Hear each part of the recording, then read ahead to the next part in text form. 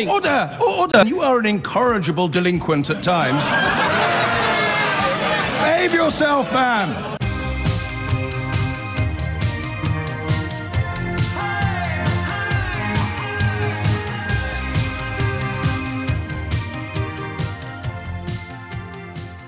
Very good morning, very good afternoon even to you. We turn our attention next to a story that I think knits in rather neatly with the one we were doing in the last hour. This housing conversation, no one, I don't think, was there anyone waiting to refute my reasoning on that? The notion that May's only doing it because she realises families that would traditionally think of themselves as conservative voters are realising that even they've been priced out of the game now. Capitalism doesn't work if you haven't got any capital. And finally, that Ed Miliband essentially identified precisely the same problem and got called a Stalinist by the Daily Mail, whereas today Theresa May is applauded for doing exactly the same thing. The only difference between Ed Miliband and Theresa May when it comes to so-called land banking is that Ed Miliband came up with policies to make it stop, and Theresa May is, just a quote from the speech, encouraging people to see it as a great national effort. Yeah, good luck with that. And that is why I think it works rather neatly as a companion piece to a proposal put forward today by the former Conservative Minister, now Lord Willits, who is quite keen to see more tax come from those who have assets in order to subsidise welfare. And welfare is not a helpful word in this context because it means everything from the NHS down for younger generations. So I'm going to need your help on this one, actually. I was feeling really clever in the last hour, but I think I've used up all my brain juice. Or brain juice plus. I think that this addresses the same problem, doesn't it? That coalescing of capital to an ever smaller group. But you don't think of your mum, I certainly don't think of my mum, as being part of the sort of toxic 1%, someone who's got their mortgage paid off, whatever their home is worth now. You don't necessarily think of them. You should be thinking of the plutocrats and the oligarchs and the conservative backbenchers who have significant stakes in hedge funds and investment funds. They're the people who are essentially seeking to suck the marrow out of the bones of Britain, because then they get to keep all the marrow for themselves. That's where these things fall down. If I did a phone-in now, did you hear the fella last week? I thought about him at the weekend. He was a lovely man who already gives, he said, 10% of his Transport for London pension he donates to charity, and he works at the local food bank. And he said, can I pay more tax, James? And I said, you can actually. He didn't know. You can send a cheque to the revenue if you want. Some people leave. There's a significant but smallish sum of money left as bequests every year by people. If you want to actually contribute to the national fabric, how would you go about doing it? Rich people don't like paying tax. They like to do their own thing. They like to, you know, buy Victoria Crosses or start their own schemes and address stuff, or sponsor poor children to go to public school, and then the poor children can come and sort of sit at their feet and say thank you. Tax is the most fascinating thing, although I'm afraid I'm not the journalist or the radio presenter to communicate why tax is the most fascinating thing on every imaginable level. Because apart from that lovely fellow who we spoke to last week, if I said, now, give me a ring now if you'd like to pay more tax, I don't think that we would be trampled to death in the stampede of people rushing forward. That's why it can never be voluntary. It's also why people like me upset hardcore right-wingers so much, people who are doing all right, who think the system is probably a bit unfair. You know, how many times have I said to you that if I hadn't gone to the school that I went to, there's no earthly way I would have been able to enjoy the career. And my career is fairly mediocre. I'm not claiming to be David Letterman or anything like that, but I'm happy. I love my work, and that's an astonishing gift to have, an astonishing privilege, fat slice of luck, just to be happy, to love your job, and to sort of love your life as well. You have to recognise how lucky you are to be in that category. You can love your life and hate your job. I fully appreciate that. You can love your job and hate the rest of your life. But generally speaking, if you're lucky enough to have a job that not only you love, but also which insulates you from a lot of the financial and economic problems that much of the country suffers from, puts you in an incredibly privileged position. And when you turn around and say, I think it's a bit unfair, that really bangs the heads of the unthinking, the furiously hard of thinking right-wingers. The rich ones hate it because they love to believe. Look at Donald Trump's kids.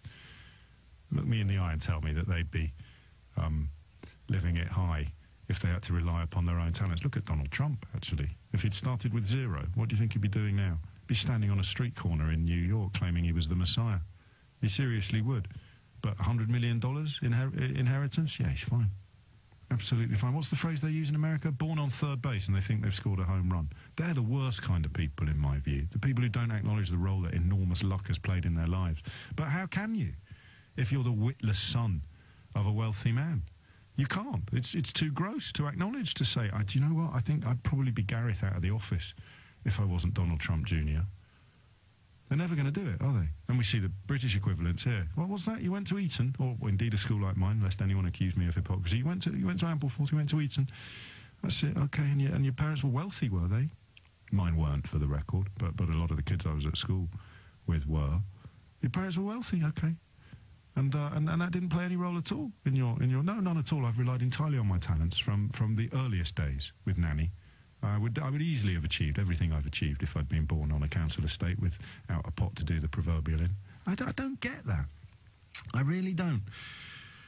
So, is this story, do you think, about whether or not so-called baby boomers are ever going to acknowledge that they're lucky? Because I don't think you feel lucky if you fall into this category, do you?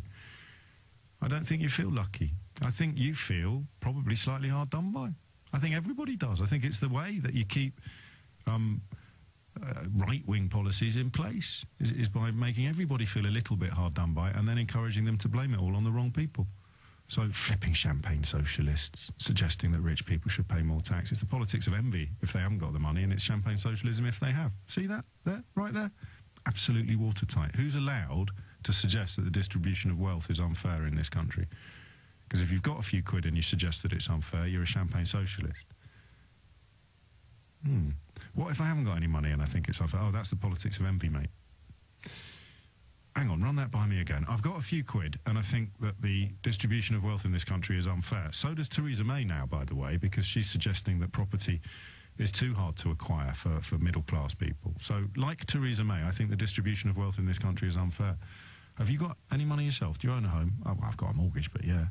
Oh, you're a champagne socialist, mate.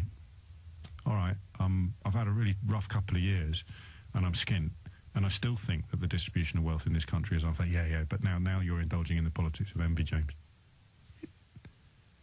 Are there any circumstances at all in which I'm allowed to suggest that the distribution of wealth in this society is unfair? No, sorry. You didn't get the memo. If you've got a few quid, it's champagne socialism, or indeed Stalinism. And if you haven't got any money, it's the politics of envy, or indeed Stalinism. It's almost as if we've been played like an old violin and half the country's gone along with it. Yeah, that's exactly what's happened. So what this depends upon is... What are the decades? What's the era? Is it 1945? What is a baby boomer? Can we clarify precisely what a baby boomer is? And then we'll have a look at it, because you might not know that you are one. I was astonished to discover I was a member of Generation X. So David Willits, Lord Willits, as he is now, points out rising health costs as the post-war generation ages will see welfare spending go up by up to £60 billion a year by 2040. Good grief. And that money will be raised from the taxes paid by people still in work. Are you still with me at the back? I guess we'd say millennials. So, in a way, what we're seeing here, and there is a sense increasingly, isn't there, that that the world is shifting slightly on its axis. As I've said before, and I'll say again a load of times, we probably have to have a belch of far-right successes, as we're sort of seeing in Italy and elsewhere at the moment, to clear the pipes before reality bites. It's so much harder to persuade you that the people who've impoverished you and treated you like an idiot are the people you've been cheering and voting for and reading their newspapers than it is to persuade you that it's all the fault of those immigrants over there. So we're probably going to have this far-right belch before reality really bites.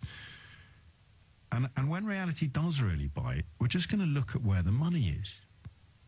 And the money is concentrated quite disproportionately with people who were born between 1946 and 1964. Arguably the luckiest people in the history of the United Kingdom in terms of the scale of the improvement in their lives that was seen in the course of their lives. Obviously, you know, you're living now in a more prosperous age, even though it doesn't feel like it. But if you think of 46 rationing, 64 perfectly normal to aspire to owning your own home, it's an astonishing journey that was undertaken in the West. And because you bought property, that's the simplest reason, and because pensions were still policed by unions, so they were protected, and because the public sector in particular enjoyed a respect that has been slowly eroded since 1979. Because of all of these reasons, people born between 46 and 64 are really, really lucky.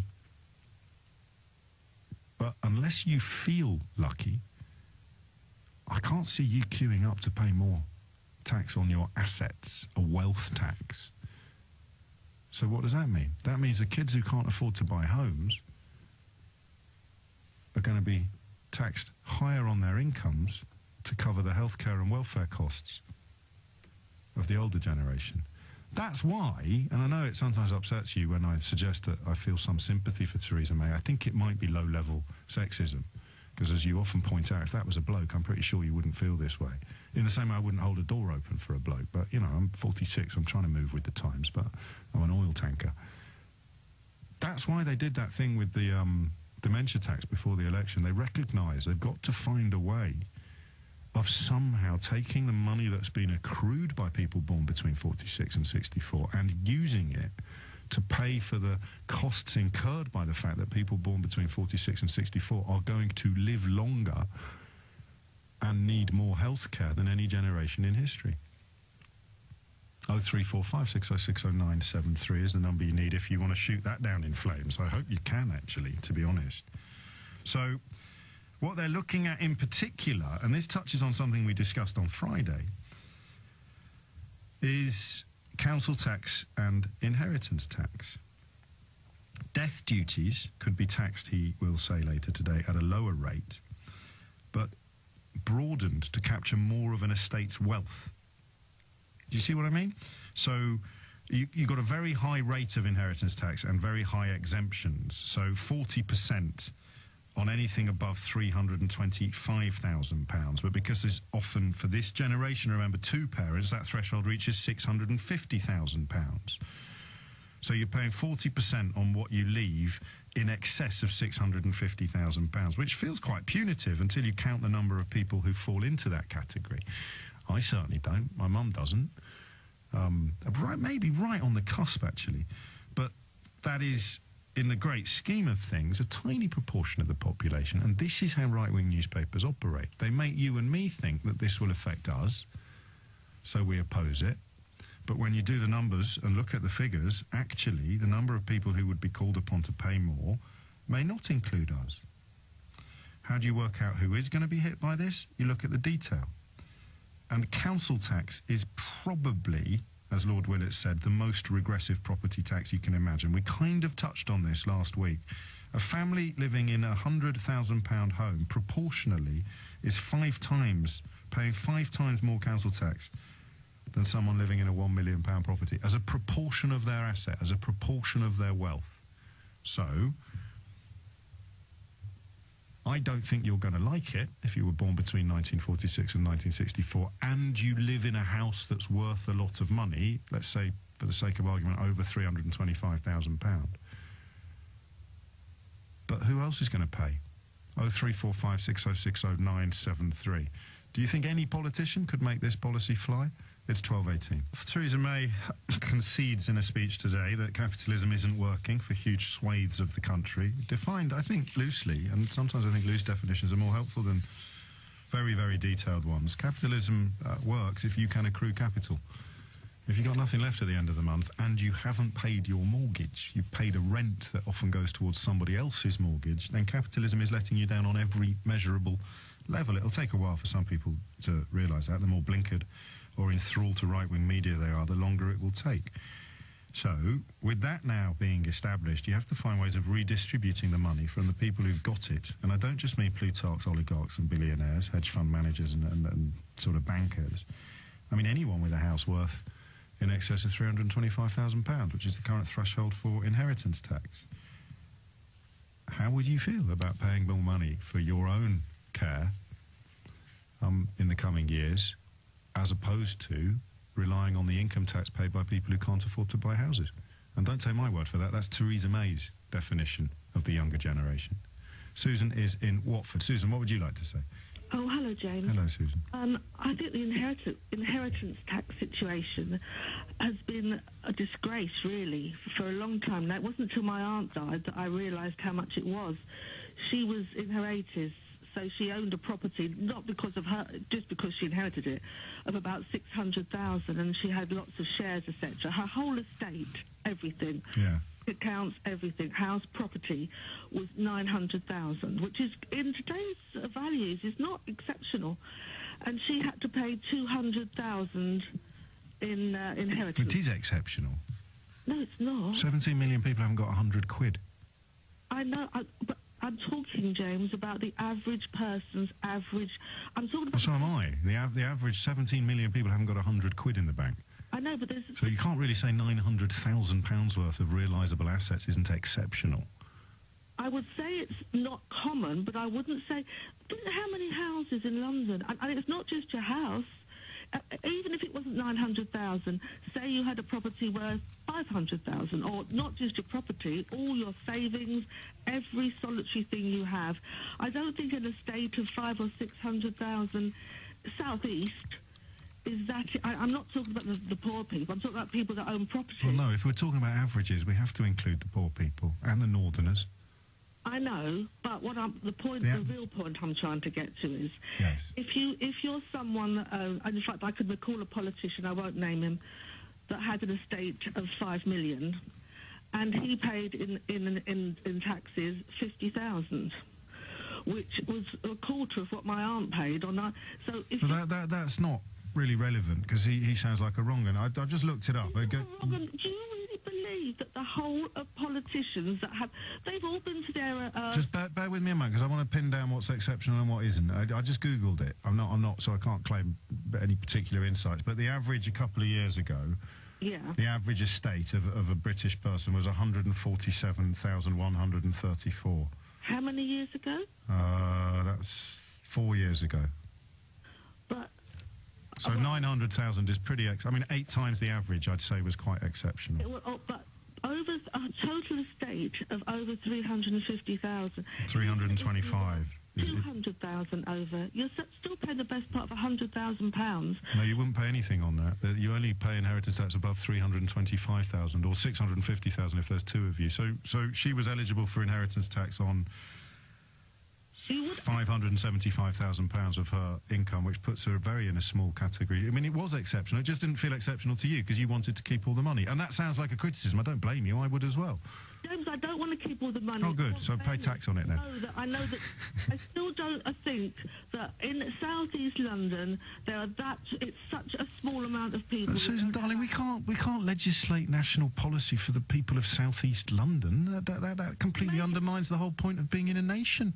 We can make it fairer. I don't... Make it fairer by taking money off the people who've got 900,000 and spreading it out around the people who've got the average of £147,134. That's the definition of fairness. It included a very large amount of the north, etc. What? We're talking about baby boomers anyway. The point about baby boomers, like myself, is that we were fortunate to buy a house years ago, and nothing to do with me, it's to do with government policy. Property has gone up to a ludicrous degree. So we've got to balance it out again. How are we going to do that? Well, for a start, I would go a completely different tangent. I'd cap rents. I wouldn't sell any more council properties.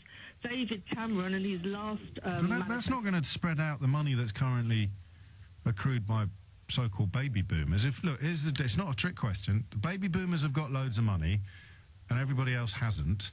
How can we balance that out? Let's have a think together. I'm worried about everybody else that hasn't? Do you really think that the politicians... Oh, look, we're supposed to be working it out. Look, here's a small group of people born between 46 and 64 who statistically have an astonishingly disproportionate amount of assets compared to anybody born after 64. OK? How can you think of any way in which all of the wealth they've accrued in their property could be shared out with the people who missed the bus simply by age? That would not just apply to... For a start... What's that word? Rhymes with fax, begins with T. Tax. Yes, that's it. That would be a good way, wouldn't it, to balance stuff out? That the income tax is going to be fairer than... No, I think we need a wealth tax and an inheritance. Or I don't, anyway. I'm not here to... But David Willits, the former Conservative Cabinet Minister, does. But you've rejected that. So what's your idea? How are we going to spread the money from the baby boomers to the people who can't... whose income tax will currently pay for them? I wouldn't get stuck on baby boomers because they've purely got their assets because of government policy. And for a start, Theresa May... Susan, again, I have to point out to you, it doesn't matter how they got their assets. The question is, how do we redistribute the assets more fairly? Well, I wouldn't let... I know I'm going to talk about politicians. Everybody listening to this radio programme, if they have a property worth more than 350... 325. And which will be quite a few, perhaps they could all ring in. And all the rest of their assets, every single penny, if they're quite happy to pay... No, but they won't be happy to pay. That was the whole point I was making, and that you've proved, because you think that £900,000 of realisable assets post-mortem is not exceptional, whereas all of the facts say that it is. So unfortunately, that's why David Willits has set himself this task. He needs to persuade people like you that you've got an unfair slice of the pie. And you will never admit that, because none of us really feel that way. Well, maybe not none of us, some of us do, but when push really comes to shove, no one's going to do it voluntarily. If you get to waltz over the sunset with your 700 grand profit on your aunt's estate, no one's going to come forward with a 300 grand profit and say, have a bit more of my money. That's why you need laws to do this, although it's a tough sell, I grant you. 12:30 to the time. Good grief. We've only got 25 minutes left. We better pull our socks up. Have I forgotten to tell you anything? Why are Michael Gove and Chris Grayling having a fight?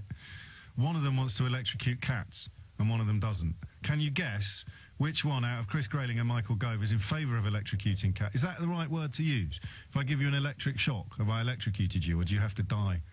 He doesn't want to kill cats. He just wants to give them an electric shock. Apparently there's an argument at cabinet level. You have to pick a side. Which one is the cat electrocutor? Gove or Grayling? That's your starter for 10. I'll reveal the answer before 1 o'clock, if I remember. Call for baby boomers to pay more towards welfare. Susan in Watford, we had a bit of a ding-dong in a friendly fashion. But she speaks, I think, for a huge number of people. It just doesn't feel true to her that the norm of major living standards gains made by each successive post-war generation is under threat. Lord Willits will say later today that young working generations are having a tougher time than the generations which came before them, something which many people find rather hard to swallow, especially if you feel that you're currently struggling or all your money is tied up in assets. You haven't actually got much left to spend. Not everybody feels that way. I was born in 1956, James, and not a day goes by when I don't realise how lucky I was. Free education, available social housing, etc. Quite able to pay a bit more tax on my pension of 1,500 quid a year. I'm very willing to do so. People forget how high the rates of tax were in the 50s and 60s and the social wage that this taxation went to fund. If you don't want to pay death taxes, I suppose this is the opposite view in a way, then spend money whilst you're alive. Seriously, people without savings spend all of their money. Most of it will be subject to VAT. All inheritance tax does is account for the VAT not collected and the economic activity lost by people hoarding money. I may have misunderstood you there, Mike, or that may be a contribution of questionable value. Most people without savings are without savings because they haven't been able to save. I appreciate there's probably a small minority of people who decide that they're going to go out in a blaze of glory and then spend 20 years relying on the state for their care. But most people put a little bit of money away if and when they can. What we're looking at now are generations coming up who can't because of the Mr. McCorber parallax. I don't know what parallax means. I shouldn't have used that word, but it sounded great. Whereby if you live 1 shilling below your income, you're fine. If you live 1 shilling above your income, you're not. Especially in working young professionals now, have seen their wages not move for 10 to 15 years in real terms, while the price of property has continued to rocket. And that property price wouldn't matter if rent was separate from residential ownership, but it isn't. So as the property goes up in value, the rent that you need to charge to pay the mortgage on it, the tenants are paying your mortgage, needs to go up. So David Willits is cautiously suggesting a corrective to this process, and Ruth has just pointed out it's another one they've nicked off Ed Miliband. It's a mansion tax, isn't it, effectively?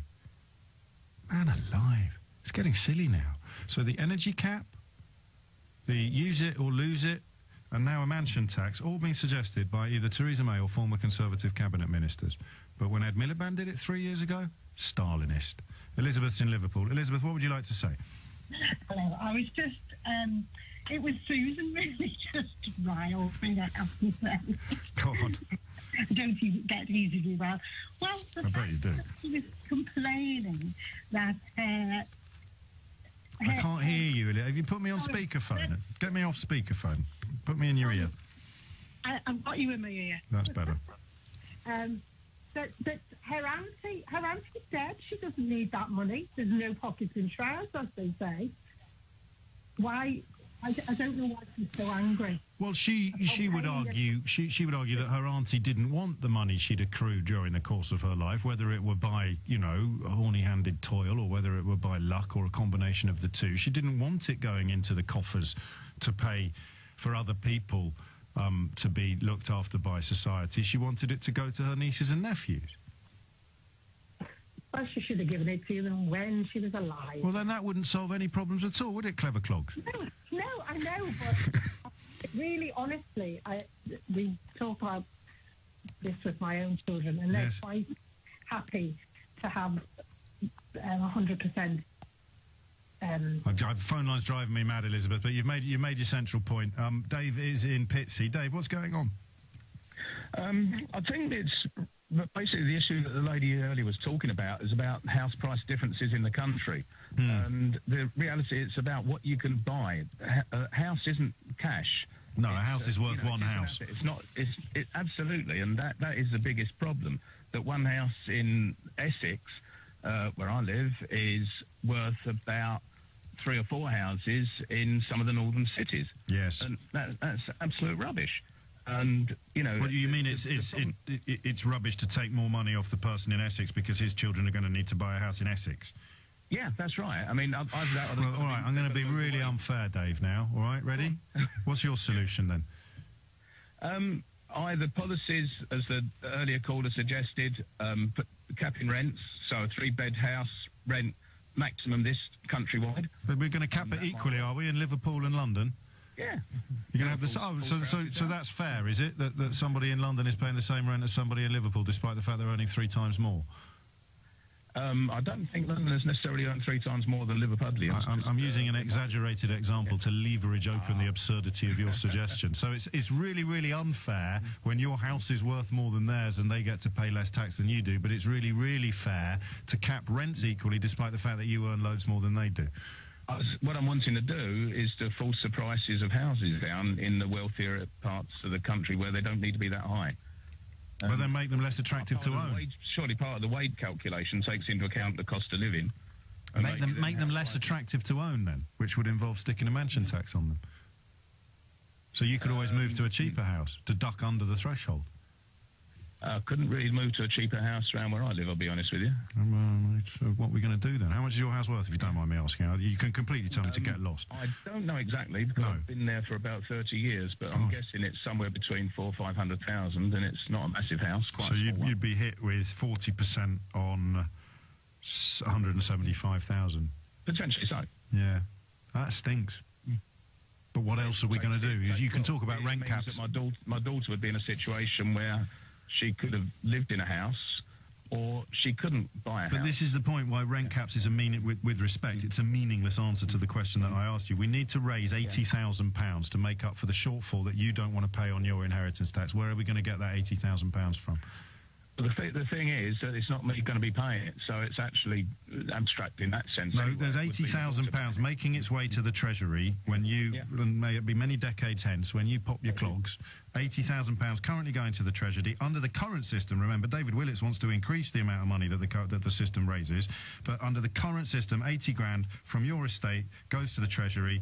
You don't like that. Where are you going to get that 80 grand from? You see why rent capped is a meaningless answer? It may be. I don't know. It is. I'm not an economist. I will tell you that. Nor am I, mate. But where are we going to get that 80 grand from? Where are we going to get it from? Yeah. I think that the 80 grand isn't necessarily the issue. Well, it is. Where are we going to get it from? It's kind of like a red herring in a way. Well, the 80 grand goes into the budget that is then used to pay for the care of people who are poorly, for people who need it, for the social care costs that are rising at a rate that could see welfare spending up by £60 billion by 2040. That's just 22 years hence. So I mean, look, I'm hectoring you a bit, but only because... No, fair enough. Where are we going to get the 80 grand from?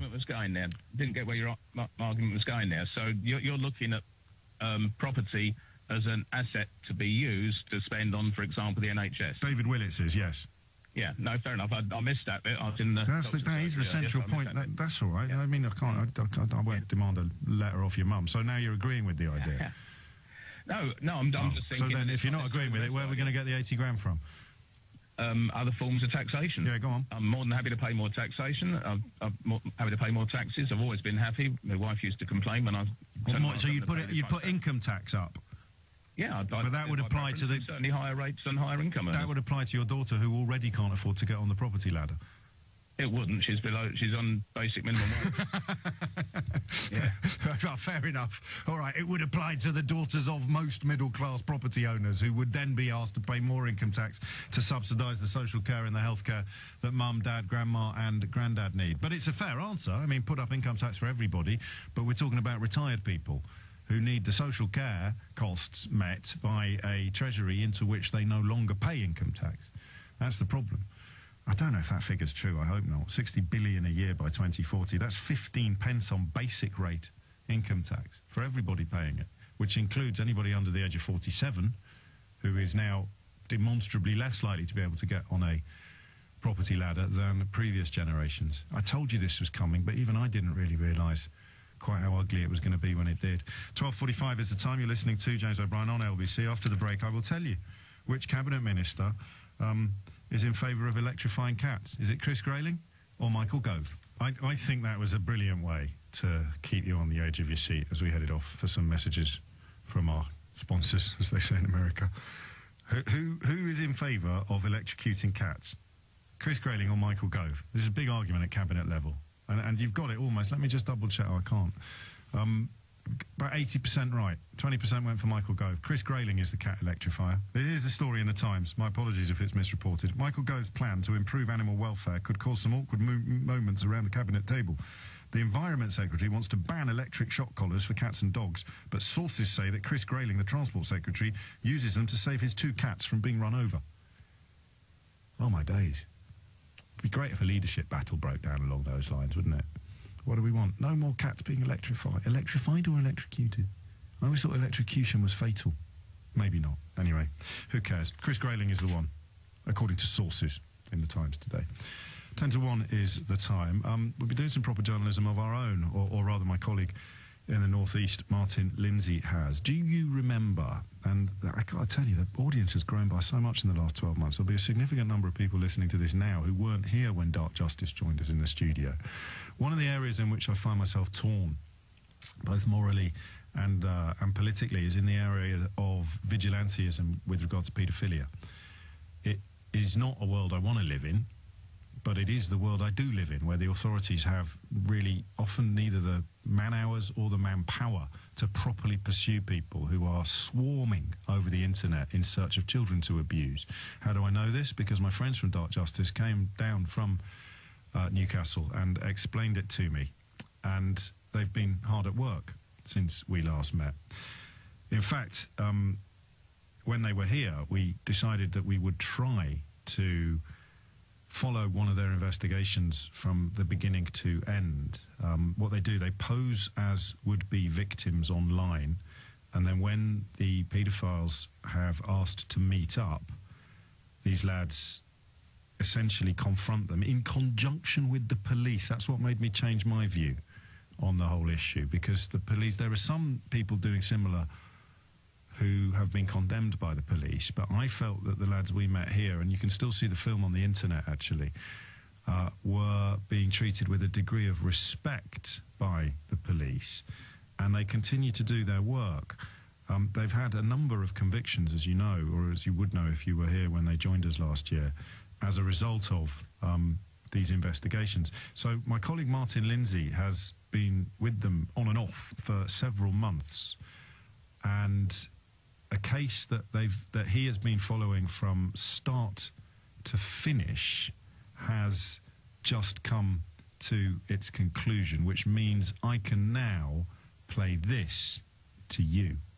We think that levels of conversation that you've been having with what you thought was a 14-year-old girl is wrong. From a secret location, working undercover. Like I say, to meet someone under the age of 16 is illegal. They help convict dozens of paedophiles. You're trying to snap phone? I'm just... Biz! You came to meet a 13-year-old girl for sex, sir? I haven't! Yes, you did.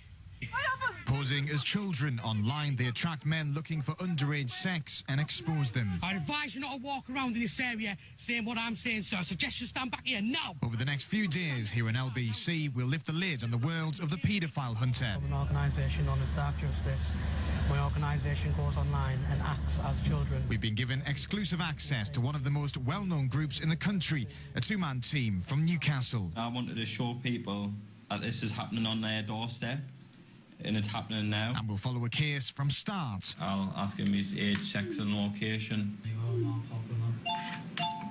To finish. How old's the girl you meant to be a bit? She's 14, I think. We are taking her.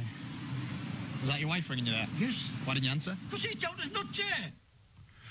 That little beeping you heard, that was the notification. You know this. That's the notifications and the speed at which they started coming in after the Dark Justice campaigners, I suppose we'd call them, would we? Or activists, vigilantes? I don't know. I just think that if no one else is doing that job, the fact that those two lads routinely expose themselves to serious danger in pursuit of these kind of people, I find it fascinating and really important.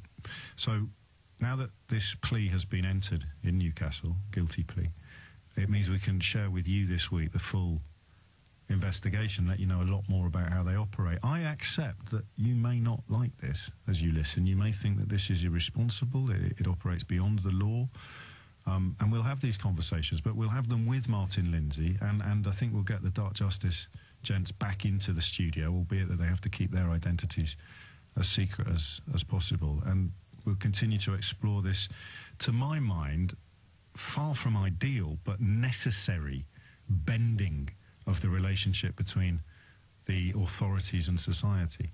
If you head over to the website now, go over to lbc.co.uk, and there's a video available already of how elements of the case unfolded, but we're going to do chapter and verse on this in the course of the week, so you can't really afford to miss it. Back to property. My apology to everyone who's rung in on this issue who I'm not going to have time to talk to, but I really wanted to get that front and centre so that you don't miss it in the course of this week. John's in Reading. Steer us back to the property market, or rather to David Willett's suggestion that baby boomers should pay more towards welfare to let the younger generation off the hook, as it were. What do you reckon, John? Why shouldn't they? Because they worked very hard for their money and they should jolly well be able to do whatever they want with it. And I'm sounding a little bit glib, but that is a defensible position. No, it isn't. What I do... Go on. We've spoken before, James. I work tree search and I work 60-plus hours a week. Yeah. I'm working 6 days a week from 6 o'clock in the morning to 7 o'clock at night. And I'm never going to get on the property ladder the same way they did and have a family, afford a family. So why should they get away with it? And I would say this bluntly, this is all about entitlement, mate. Go on. You're entitled. You're saying that what they're saying to me is that that woman at the start, I'm entitled to that money, so you should suffer and pay my costs for my care. Yes, I guess that is what you're hearing, and it's hard for me to argue with that. And let me explain to you a good understanding. As a tree surgeon, I work in the South East, so I work for quite a lot of extremely wealthy people yes. who live in houses they bought for a minuscule price. Now they're worth about 1.2, 1.3 million pound houses. But let me tell you that if that was your mum and dad, and it obviously isn't, if that was your mum and dad, and this is me, I've got children and I live in a house in that category, I love this conversation. I don't own it yet, but I would have spent, or your mum and dad would have spent their entire parenting life expecting to be able to hand it on to you. No, because they lived in a council house. No, you misheard me. I said if it was your parents in one of those houses as opposed to your employers, then we can turn around now, and I'm mostly on your side, and say that's not fair. But to call it entitlement, it's not. It's simply accepting the rules under which they have always lived, and rather resenting the idea of changing the rules, John. No, so let me get you that example, so see if you can understand it. So those people I talked to about the property... No, I know, it sounds rough. So I apologise. That's all right. Right, so for example, when they ask me, say, where do you live? Because they're always curious. Yes. I always got people that are over 50. They say, where do you live? I live in Reading. They say, do you rent or buy? So I'm renting at the moment because I can't afford to buy. So why is that? Because the UK has the highest rents in Europe. Yes. The second highest is Germany with half the price. It's about 500 quid a month. So you can't get close to assembling the deposit you'd need to get a mortgage? No, because rent's always going higher. And then they say to me, that's a shame. I could have never done it at your age. I've asked every single customer I've ever worked for, could you have bought a house at your age at the prices now? I said no. Yeah. And then I say to them, what are you going to do with the property once you move on? And they say, I'm going to give it to my child as a gift. Yeah. So where does that lead me? I know. But what I'm saying to you is, although you have, I think, right on your side, you don't necessarily have reality, because the reality for them... now I'm going to turn the table. That's a bit rough for me. Well, it's not, mate. That's the problem, because well, natural justice would support your position, but natural justice is not really the hallmark of the society in which we live. So they are... Well, mate, I can help you out if you let me. Well, can we have a mid-ground then? How about they sell... No, not going to let me? Okay, well, I'll tell you what, we'll do it next time you ring in, and maybe I'll be able to get a word in edgeways. It's coming up to 12:59. You have been listening to James O'Brien on LBC. Oddly, if you're just tuning in for Sheila, because you hate every utterance that ever comes out of my mouth, I think I was in agreement with that fella, but I found it hard to find out.